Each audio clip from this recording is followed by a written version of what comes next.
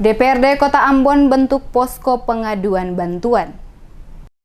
DPRD Kota Ambon berencana membentuk posko pengaduan masyarakat untuk masyarakat yang belum menerima bantuan yang seharusnya diterima oleh mereka dengan syarat melampirkan surat keterangan tentang domisili mereka pada RT, RW, dan kelurahan di Kota Ambon. Hal ini disampaikan langsung oleh Ketua DPRD Kota Ambon Eli Toisuta saat diwawancarai tim DMS Media Group pada Rabu 29 April. Ia menjelaskan begitu banyak data di lapangan untuk para penerima bantuan yang diberikan oleh pemerintah pada tingkat RT, RW, dan kelurahan yang tidak sinkron. Sehingga banyaknya masyarakat yang seharusnya berhak menerima bantuan dari pemerintah akan tetapi tidak menerima bantuan. Hal ini menyebabkan banyak dari masyarakat yang tidak menerima bantuan datang mengadu ke kantor Wakil Rakyat DPRD Kota Ambon. Untuk itu Toisuta mengatakan hasil koordinasi DPRD Kota dan pemerintah Kota Ambon dan saat ini DPRD Kota Ambon akan membentuk posko pengaduan untuk masyarakat yang berhak menerima akan tetapi belum menerima bantuan tersebut datang melapor dengan membawakan surat-surat kelengkapan seperti kartu keluarga dan kartu tanda penduduk. Dan pihak DPRD melalui komisi terkait akan berkoordinasi dengan dinas untuk mensinkronkan semua data masyarakat yang datang mengadu di gedung rakyat ini untuk nantinya semua bantuan yang diberikan tepat sasaran.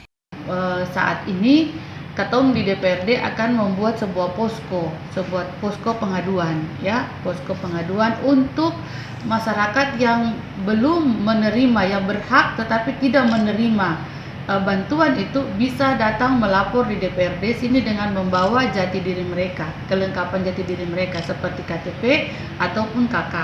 Nah, kalau ada masyarakat yang sama sekali tidak menerima bantuan itu bisa datang melapor di posko pengaduan DPRD dan DPRD melalui komisi terkait akan melakukan koordinasi dengan dinas terkait juga itu supaya kita mensinkronkan data-data penerimaan itu. Lebih lanjut dikatakan Toisuta, DPRD Kota Ambon selaku lembaga pengawasan yang selalu mengawasi seberapa jauh penanganan bantuan selama masa COVID-19 sehingga bantuan-bantuan yang diberikan oleh pemerintah baik dari pusat maupun daerah benar-benar sampai kepada masyarakat yang terdampak COVID-19.